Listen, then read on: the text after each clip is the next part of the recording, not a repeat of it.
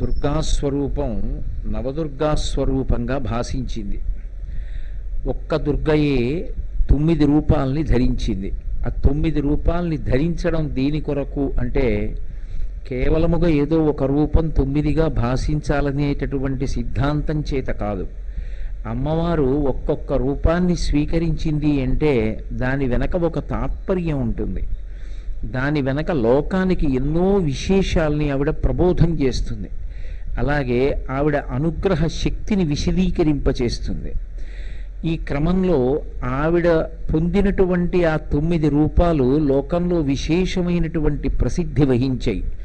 ఈ నవదుర్గా స్వరూపం గురించి, ఆ 9 దుర్గల యొక్క విశేషాల గురించి విన్నంత మాత్రం చేత, చెప్పినంత మాత్రం చేత భగవతి యొక్క అనుగ్రహం కలుగుతుంది. ఎందుచేత అంటే ఆమె ఒక రూపాన్ని ధరించడము అంటే ఏదో కర్మ అనుభవించడం కోసమని చెప్పి తల్లిదండ్రులకు జన్మించినటువంటి సామాన్యమైన జననము వంటిది కాదు. ఆవిడ లోకోపకారము కొరకు కొన్ని గుణములను ఆవిష్కరించుట కొరకు ఆ రూపాన్ని స్వీకరిస్తుంది. కాబట్టి అది తనంత తానుగా స్వీకరించినది కనుక అది వినడం అమ్మవారి యొక్క వైభవాన్ని వినడమే అవుతుంది. ఆ అమ్మవారి యొక్క వైభవం ఎక్కడ ప్రస్తావించబడిందో అది విని భక్తుల యొక్క హృదయములు ఎక్కడ పులకిస్తాయో అక్కడ భగవతి యొక్క అనుగ్రహం విశేషంగా వర్షిస్తుంది. అందుచేతనే నవదుర్గా స్వరూపం గురించి తెలుసుకోవడం, అందున శారదా నవరాత్రులు చేయడానికి ముందు అసలు ఆ దుర్గ యొక్క నవదుర్గా స్వరూపాన్ని తెలుసుకుని భక్తిభావాన్ని పెంపొందింప చేసుకోవడం అనేటటువంటిది అత్యంత అవసరమైన విషయంగా శాస్త్రంలో ప్రస్తావించబడింది. అమ్మవారు తీసుకున్నటువంటి నవదుర్గా స్వరూపాలలో మొట్టమొదటిది శైలపుత్రి, రెండవది బ్రహ్మచారిణి, మూడవది చంద్రఘంట, నాలుగవది కూష్మాండ, ఐదవది స్కందమాత, ఆరవది కాత్యాయని, ఏడవది కాలహంత్రి, ఎనిమిదవది మహాగౌరి, తొమ్మిదవది సిద్ధిదాత్రి. ఈ 9 నవదుర్గా స్వరూపాలని పిలుస్తారు. నేను మీతో మనవి చేశాను, ఆ ఒక్కొక్క రూపం ఏ కారణాల చేత వచ్చింది, ఆ రూపం వచ్చినప్పుడు లోకానికి ప్రత్యక్షంగా పరోక్షంగా కూడా ఏ విషయాల్ని విశదీకరించింది అన్న విషయం తెలుసుకోవడం, అమ్మవారి వైభవాన్ని తెలుసుకోవడమూ అవుతుంది. మనం ఆధ్యాత్మిక మార్గంలో ప్రయాణించడానికి కావలసినటువంటి పూనికని పొందడమూ అవుతుంది. మొదటిది శైలపుత్రి. శైలపుత్రి అంటే పర్వతము యొక్క కుమార్తె అని. అమ్మవారు ఎందరికో కుమార్తెగా వచ్చింది.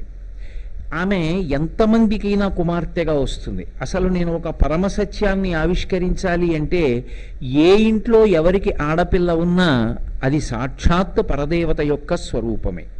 ఎందుచేత అంటే ఇంద్రుడు చేసినటువంటి లక్ష్మీ స్తోత్రంలో ఒక మాట అంటాడు, గృహలక్ష్మి గృహే గృహే. లక్ష్మీదేవి ఎక్కడ ఉంటుంది అంటే ప్రతి ఇంటి ఇల్లాలి స్వరూపంలో ఉంటుంది. ఒక చోట పుట్టిన ఆడపిల్ల వేరొక చోట ఇల్లాలవుతుంది. అయినప్పుడు ఆమె సాక్షాత్తుగా లక్ష్మీ స్వరూపిణి కాక పరదేవతా స్వరూపిణి కాక వేరొకటి ఎందుకు అవుతుంది? ఆమె అమ్మవారి స్వరూపమే అవుతుంది. కాబట్టి అమ్మవారు కూడా ఎంతమందికైనా కుమార్తెగా వస్తుంది, అందులో అభ్యంతరం లేదు. పరమభక్తితో అమ్మా నాకు నువ్వు కుమార్తెగా రావాలమ్మా అని అడిగిన వాళ్ళందరికీ ఆమె కుమార్తెగా వచ్చింది. నేను మీతో కొన్ని ఉదాహరణలు ప్రస్తావన చెయ్యాలి అంటే ఇప్పటికీ మనకి దక్షిణ దేశంలో ప్రసిద్ధి వహించినటువంటి దేవాలయం మధురై.